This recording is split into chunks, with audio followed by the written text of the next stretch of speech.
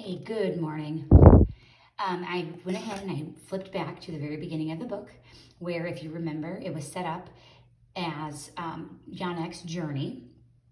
We are now done with chapters 1 through 8, which all took place in Krakow, Poland. We have covered 3 years. We are ready to start year 1942, but I wanted to make sure to recall yesterday the chapter ended with Janek feeling very confident. He felt confident that he was going to be able to survive, even though his parents had been taken by the Nazis. He said, I was 13 years old and my parents were gone. I was all alone in the world, but I would survive on my own. Plzeł concentration camp, 1942 to 1943. Pay attention to the duration or the length of time we have here. It is about a year. We don't know if it's a full year or not, but it's from 1942 to 1943. Chapter 9. The Nazis snatched me up one day when I was at work. I was still working at the tailor shop in Krakow, hoping that would save me from the deportations. But my work there ended up being the reason I was taken. The tailor shop at Plzeł, a nearby labor camp, needed more workers, we were told. So we were taken. And again, it just said that it was near Plzeł, was near Krakow, so it's not far. I had known this day would come. In the days and weeks after my parents were deported, the rest of my family had gone too. Uncle Moshe had disappeared while on work detail. Uncle Abraham and Aunt Fila were pulled from their home in a deportation. Cousin Sala, Dawid, and their 2 boys while in line for bread. Aunt Gazella and little Zitka went for a voluntary selection in Zadki Square, in hopes that the Nazis meant what they said about resettlement. By the summer of 1942, only I remained the sole member of my family left in the Krakow ghetto. I thought I'd be ready for it when they took me away, but I wasn't. They loaded us into a truck, and all the horror stories I'd heard suddenly became real to me. Were the Nazis lying to us? Were we going to die? Were we really being taken to the woods to be shot? I panicked, looking for a way out of the truck, out of Plzeł, out of this nightmare that had already swallowed my parents and everyone I loved. But just outside the truck were Nazis with machine guns. They didn't even have to point them at me for the message to be clear. It was either go where this truck was taking me or die here on the streets of Krakow. I had sworn to myself I would survive, so I made the choice that kept me alive, if only for the moment, and took a seat on the truck. The woman I worked with begged to be able to tell their families back home in the ghetto goodbye, to tell them where they were being taken, but the Nazis didn't listen. They just poked them with their rifles and threatened to shoot them if they didn't get in the truck. The women sobbed the whole way to Plzeł. But I didn't. I was gripped by fear, but I wasn't sad to leave the ghetto. All my family were gone, and I had no more possessions of any value. There was nothing left for me there. The truck did, after all, take us to Plzeł. It was a labor camp just a few kilometers outside Krakow. The truck stopped just outside the camp's gate, where more Jews were being unloaded from trucks. I didn't know where the others had come from. Krakow? One of the villages outside the city? Somewhere else? Some of them carried suitcases and bags. Others, like us, had nothing. Schnell, schnell, a German soldier barked at me. Quickly, quickly. This is obviously in German. He struck me in the back with the butt of his rifle, and I stumbled forward into the dirt. I scraped the skin off my palms trying to catch myself, but that was nothing compared to the screaming pain in my shoulder. I got to my feet and brushed the grip from my bleeding hands as we were herded inside. Plazal was a series of long, low buildings separated by dirt roads and surrounded by barbed wire. The other few men and I were separated from the women. A guard ordered us to turn over any valuables, and I gave him the few zloty I had in my pockets. After that, we were ordered to take off our clothes. Reluctantly, which means hesitantly, or he didn't want to, I removed my dirty, too short shirt and pants and added them to a pile. Another soldier gave me a pair of wooden shoes and a blue and gray striped prisoner uniform made out of thick canvas material. I put them on and held my arms out to look at myself in my new clothes. Now I am officially a prisoner, I thought. I almost laughed. In truth, I had been a prisoner since the Nazis walled off the Krakow ghetto, but now I finally looked the part. After we were all given uniforms, we were marched to the Plazal tailor shop by another prisoner wearing a yellow armband. He was a capo, he told us, a prisoner who had been put in charge of other prisoners by the Nazis, so they wouldn't have to deal with us all the time. We were to do what he told us, he said, or we would feel the sting of the wooden club he carried. All of us knew enough by now to follow along and do what we were told without speaking. I'm going to stop here for just a sec. A capo is much like a Judenrat. A capo is a Jew. They are a Jewish prisoner who has been put in charge, and they also have authority. And we know that they have authority in a weapon because it just told us that he carries a wooden club. And capos, most of the time, didn't want to hurt their fellow Jews, but they did because it was obeying the Nazis, and it perhaps saved their lives. There were thousands of prisoners at Plazal, most wearing a yellow Star of David on their uniforms to show that they were Jews. But there were also other prisoners too, I soon learned, all of whom wore different colored triangles. The red armbands belonged to political prisoners. Green meant criminals. Black armbands were worn by gypsies, though there were very few of those, as they were usually killed straight off. Purple meant Jehovah's Witness. Homosexuals wore pink, and all of them had a little letter in their triangle to tell you where they were from. P meant Poland or Pole. T meant Czech or Czech. J meant Jugoslavian or Yugoslavian. There was no letter in the Jewish stars, though. No matter where we come from, we had no country. We were only Jews.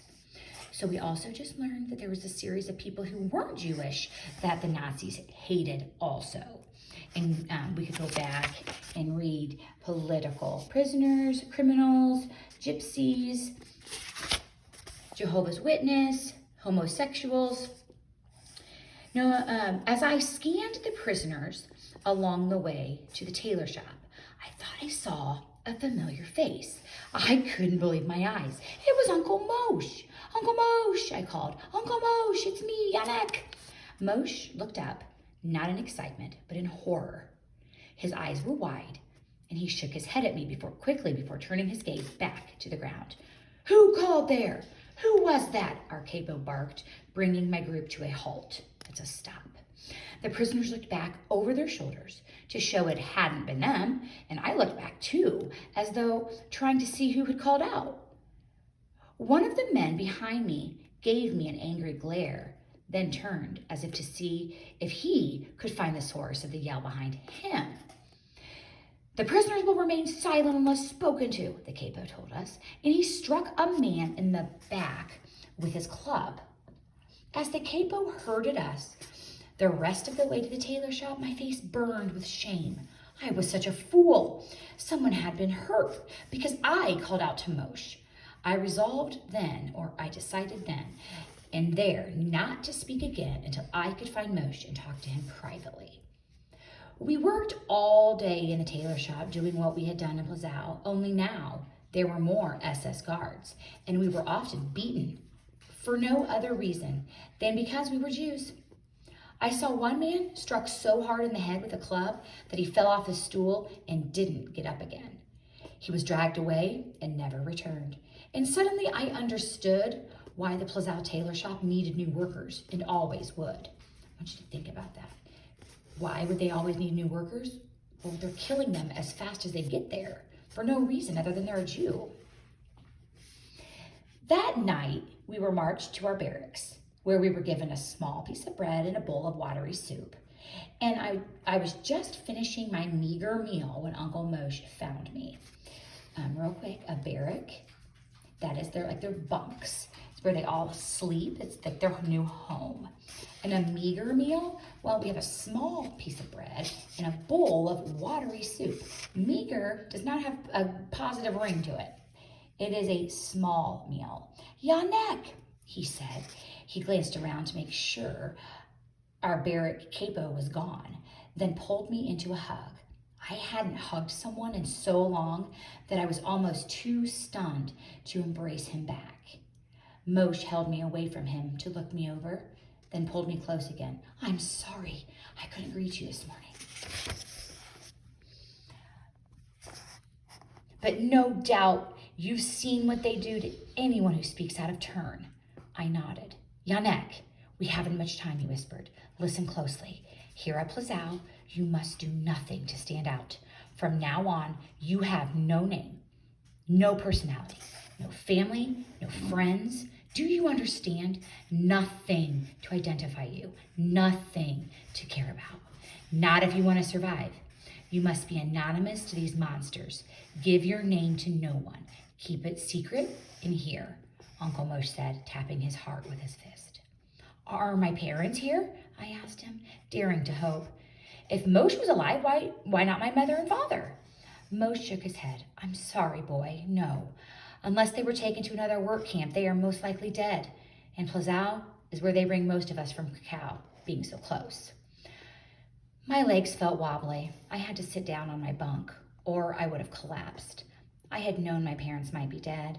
There were the rumors, after all, about where people went when they were taken. But I suppose I'd never let myself really and truly believe it until now. I didn't try to stop the tears that filled my eyes and coursed down my cheeks. So here he's back to being weak again. Moshe sat down beside me and put a hand on my knee. But you are alive, boy. There is a blessing in that. You are the only one of us to survive.